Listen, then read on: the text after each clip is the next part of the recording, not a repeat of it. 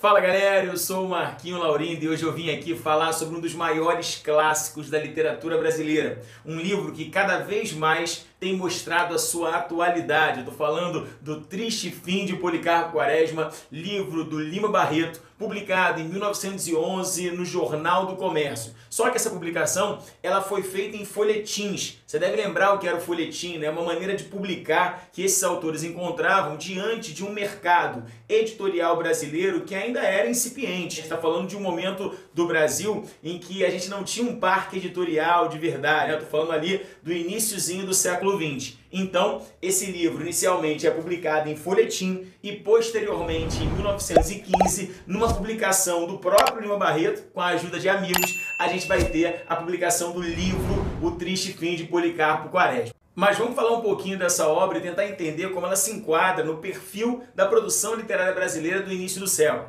É fundamental que a gente entenda que nesse momento a gente está vivendo uma transição. Transição essa entre a produção do século XIX e a chegada da modernidade no Brasil, que vai se consolidar com a Semana de Arte Moderna de 22. Essa grande questão de transição faz com que nesse momento a gente tenha autores de grande importância, tá? A gente tem ali um Euclides da Cunha, um Monteiro Lobato, um Augusto dos Anjos e entre eles o Lima Barreto.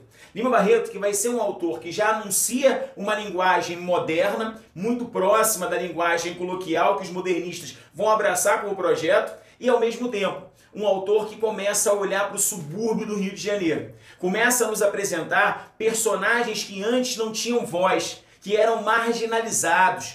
E é exatamente no sentido de criar uma obra que mostrasse toda a desigualdade, todo o preconceito a que aqueles marginalizados eram submetidos, que Lima Barreto começa a construir uma obra realmente grandiosa. Meus amigos, quando a gente fala em Triste Fim de Policarpo Quaresma, a gente tem que entender que é um livro dividido em 3 partes.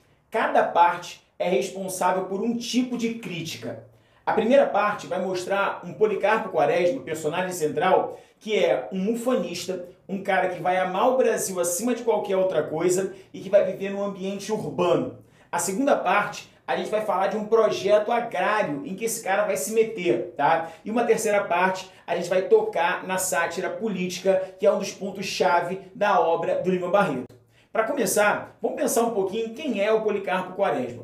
O Policarpo Quaresma é um funcionário do Arsenal de Guerra. É um cara que trabalha na burocracia da Primeira República no Brasil. É um apaixonado pelo Exército, que não conseguira entrar de fato no Exército por problemas de saúde, mas que tinha a alcunha de major por ser um homem realmente apaixonado pelo Brasil. O que acontece é que o Quaresma ele vai dedicar 30 anos da sua vida aos estudos. Era um homem extremamente pontual, um homem extremamente metódico, que vai buscar o conhecimento sobre o Brasil. O que acontece é que a vizinhança do Quaresma, no bairro de São Cristóvão, conhecia seus hábitos de maneira muito clara. Como ele era muito metódico, ele todos os dias tomava praticamente as mesmas atitudes. O horário da rua, inclusive, era quase que marcado em função dos horários do Quaresma. A pessoa falava assim, opa, já são tantas horas porque o Major Quaresma já está chegando. Só para você ter uma ideia de como ele era um sujeito metódico.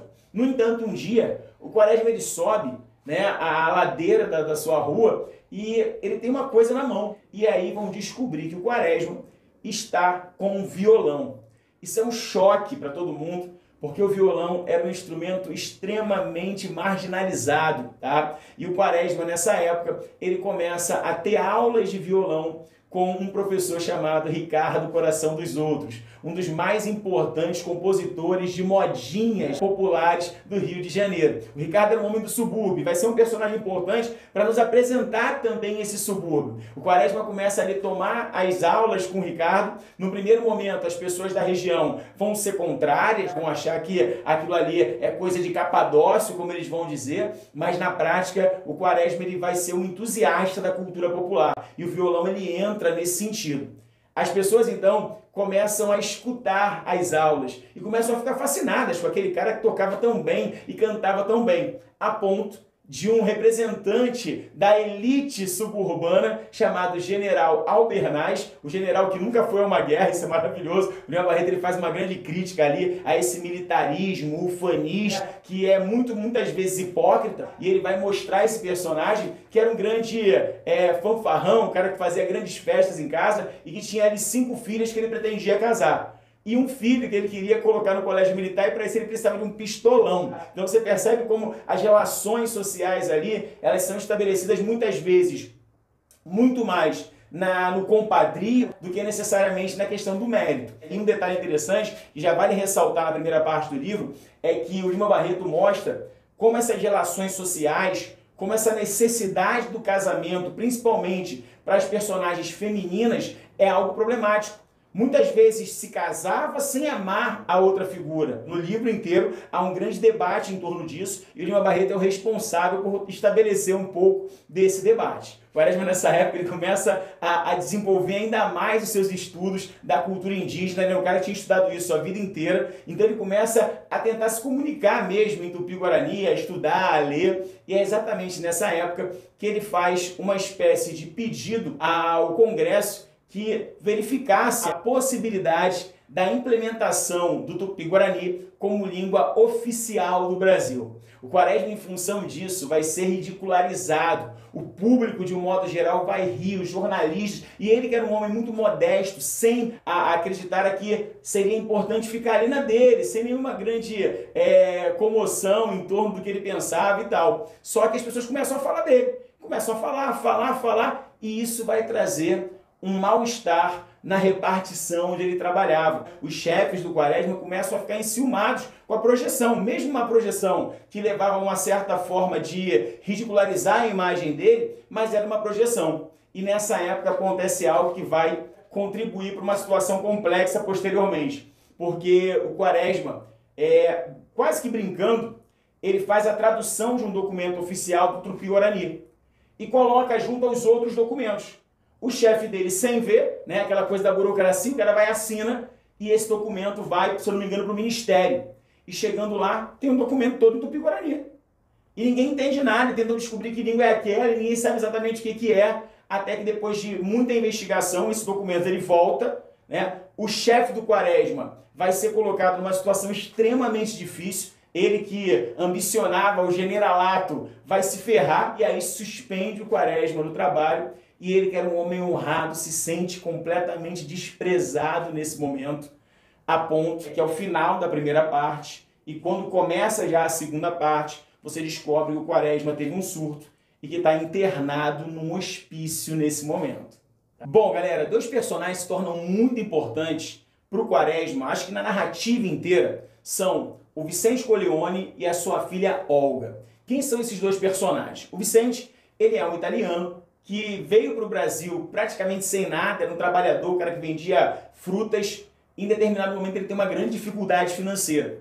E o Quaresma, praticamente sem conhecê-lo, o ajuda, o que salva a vida dele. Esse cara é extremamente grato ao Quaresma e durante anos, né, ele vai viver ali numa relação de gratidão. Quando a sua filha nasce, ele dá ao Quaresma a possibilidade de batizá-la. É uma menina chamada Olga. E essa menina ama o padrinho. A relação deles é muito boa mesmo. E além de amar o padrinho numa relação de afeição normal, ela também admira, porque o Quaresma é um homem extremamente culto. Então o que acontece, cara, é que essa relação é muito boa, ela ama muito esse padrinho, e em determinado momento, já no início da segunda parte, é a Olga que vai visitar o padrinho no hospício, junto ao Ricardo, né, e ao seu pai, o Vicente. E a grande questão é que eles querem tirar o Quaresma dali, né? Depois de ter passado por uma situação tão complexa, ele está ali ainda muito mal, ele não se recuperou completamente, e ela sugere a ele o seguinte, que ele saia da cidade, que ele vá para um lugar onde os ares são melhores e que ele busque alguma coisa que o faça feliz. Nessa época, tanto o Vicente quanto o Ricardo Coração dos Outros vão tentar fazer com que essa suspensão não se torne uma expulsão do trabalho e ele consiga se aposentar. E ele vai conseguir se aposentar, então o Quaresma parte para um segundo projeto. Depois do Tupi-Guarani, do fracasso com relação à questão cultural no Brasil, ele parte para um segundo projeto que era a agricultura. Ele vai comprar um sítio um sítio modesto, cheio de pequenos problemas, mas ele resolve que ele vai plantar. Que ali ele vai mostrar como o Brasil tem os solos férteis, como tudo é maravilhoso no Brasil. E aí você já vai entender que tudo ali vai dar errado. A plantação, ele vai perder a plantação inteira. Em determinado momento ele consegue produzir, mas todo o processo de comercialização é complexo. Existe toda uma lógica corrupta ligada à política da região, também no interior, esse sítio dele é no interior, e o Quaresma ele vai perceber que aquilo ali não tem jeito. E são os grandes problemas do Brasil. O Brasil tem que pensar também no produtor rural, e isso faz com que o nosso desenvolvimento seja atravancado, né? A gente não consiga levar o Brasil realmente a um processo de desenvolvimento real. E nesse contexto em que ele está atravessando ali inúmeras dificuldades, ele recebe a notícia da guerra.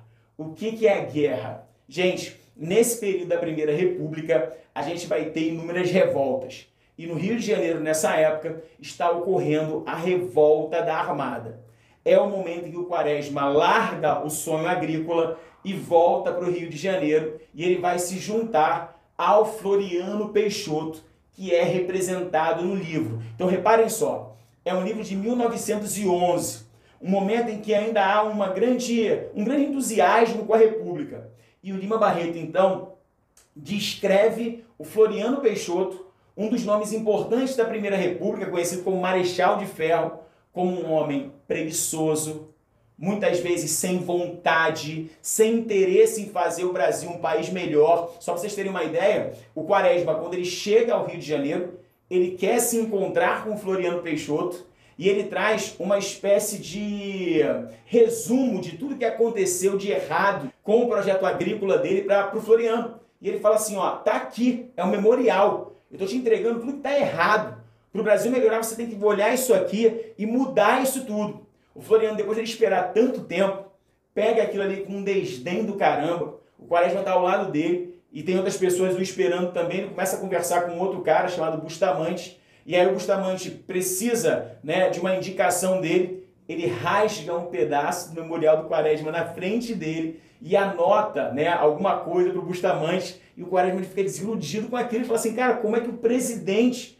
Como é que um cara que representa o meu sonho republicano de um país decente e melhor faz algo desse tipo? O que acontece é que, nesse momento, ele vai se juntar ao exército republicano, florianista. A guerra vai acontecer e a guerra é terrível mesmo. Só que no final da guerra, o Quaresma ele vai ser colocado como carcereiro dos prisioneiros da Armada. Quando a gente fala em Armada, a gente está falando da Marinha. Eram os militares da Marinha que se colocaram contrários ao governo Floriano Peixoto. E esses caras estão presos na Ilha das Enxadas, se eu não me engano.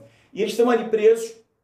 O que acontece, cara, é que o Quaresma, como um soldado, um cara que de alguma maneira representava valores ali, ele guardava aqueles caras com uma certa dignidade. Eles eram oposicionistas, mas eram brasileiros. Tá? E o que acontece é que chega lá um representante do governo dizendo a eles que tem que levar esses caras para um outro espaço do exército. E aí o Quaresma acaba os liberando, tá? Só que ele vai ver que, na verdade, os caras vão ser assassinados. E ele fica indignado com aquilo. Ele escreve uma carta para o Floriano Peixoto, acreditando que, de fato, o Floriano Peixoto não sabe de nada do que está acontecendo.